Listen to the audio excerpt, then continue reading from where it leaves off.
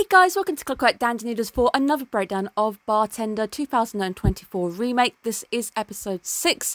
That of course means we are now halfway through the season, and this week we're going to have my midway season go up. I haven't started it yet, I do need to do that. It means I'm crowning top 3 OPs, EDs, current standing of anime. We're going to have a look at how it changes towards the end of season, which is always really fun because my opinions always seem to wildly swing about the halfway mark. Then I'll put things on the list and then eventually you'll go to the end. Something completely different will be in number 1. So thank you guys so much for tuning in. I hope you're looking after yourselves. We're having like a mini heat wave today. It is boiling. I'm in the shade trying to do a video with you guys. There is also a coffee account if you'd like to help me out. I'm going to be getting a laptop really quickly because I think this computer is on its way out, but having to manage my finances a little bit just because something big's coming my way and I need to talk to you guys about that big thing, but I'm not allowed yet, so it will eventually happen. Let's get straight to it. This week I don't have too much, but I do want to talk about some little things that I found really interesting, mainly like little Japanese snippets going on in the anime and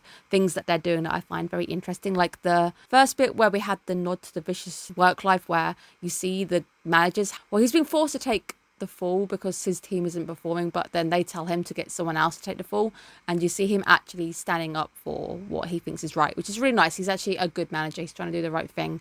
What I did like in the first chunk initially was the food at the bar, eating stuff, and he's got the beer. I know that in some little places the culture is to go out, you go drinking with like workmates and things, and then you can order things like tempura and just have small easy snacks whilst you're eating, and it's generally considered quite cheap. Some of my work friends do occasionally go out, but it's not really like a big deal. It is, to my knowledge, still legal to smoke inside in Japan, so this next bit was weird. I do think the guy should have taken the offer to sit somewhere else, because the guy was like, oh, do you want to sit over there instead? Probably should have done that. The way that the bartender actually handles the situation at the end is what I would have actually imagined. It was also really weird when he didn't make a comment about the smoke affecting the flavour of the drink. Now, he didn't comment whatsoever, so whether it was true or not, I don't know, but it's normally the first thing our bartender friend would do. At the end of the episode though, he does actually say what I imagined he would have said. It would be interesting to see if this is more in line with what people would do in Japan, whether they have special areas in particular for people who do smoke.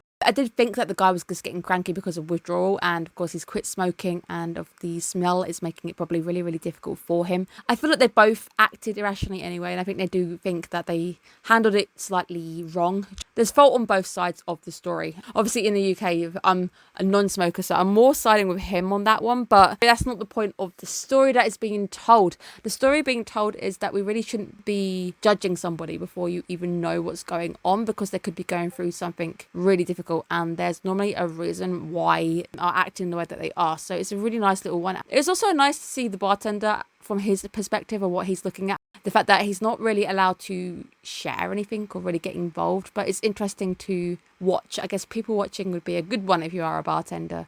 It was also interesting to see that people in Japan would smoke a cigar if a child was born. That's something that I don't think we do over here either. So I've never heard of that celebration. One of my friends did recently have a baby, but I don't remember doing anything weird like that or any traditional celebrations for this one there. But they do both end up feeling bad, which is nice, because I do think in this one it's a love story that you wouldn't even expect. Japanese bartenders are not wingmen, Finn. I don't think the UK ones are. I couldn't imagine in most professional establishments that it's okay for a bartender to try getting two of his punters together. The expensive gift that nobody initially wanted, and nobody definitely quitting smoking this week. It's definitely not an episode about quitting smoking, but it is nice to see the two sharing it, and in the end they end up coming closer and closer together in a Romeo and Juliet style. The actual deep-seated moral of the episode is all about a story with two faces, and knowing essentially that there's not always as things seem. All these episodes are about you have a judgment and then something else happens, or the story has two meanings. And the second sad one, which I thought was really sad when they were talking about the Alexandria, I think the drink was called, the second sad story was tragic. That was really, really tragic. Thing the bartender says, which I would have imagined him to say initially, was there's some guests that may not appreciate smoking. I would have imagined him to have said that in the first place when the lady was there. Maybe initially there was no one else there, but there was nobody also at the bar when the two were receiving the gift. So whether he actually sees that maybe there's a chance they'd get together, because I think that he might have had some acknowledgement that they were very similar, or maybe they would get together, because he seems to have a keen eye for these things.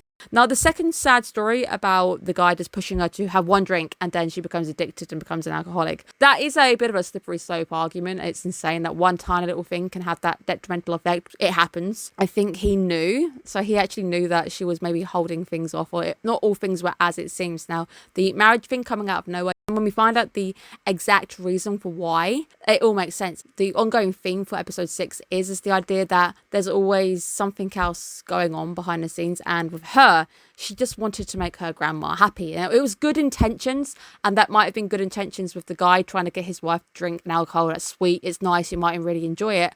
But it's the good intentions going wrong, or the road to hell is paved with good intentions. People try to do the right thing, and it just ends up not working out and going to hell. Their marriage was destroyed, and then they end up having no happiness. It was a cautionary tale, which I really enjoyed, but also just sad because she wanted to make her grandma happy. However, rushing into something might have been good for her grandma, being, yeah, I'm going to die and see you in a wedding dress, that's great, but it's the rest of your life that you're messing up. Grandma's not going to be around when you just don't like that guy, or you just regret going into a marriage that quickly.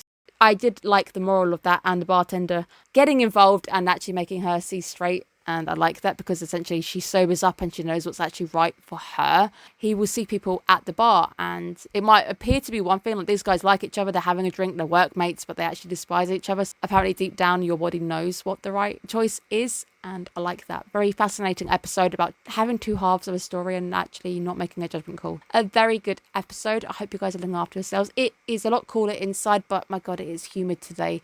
Very warm in the UK. Something very rare that I don't get to say very often. I can't complain too much. It is quite nice outside. Thank you guys so much for tuning in. Hopefully you're a bit cooler than I am right now. Look after yourselves and have a great day. Bye guys.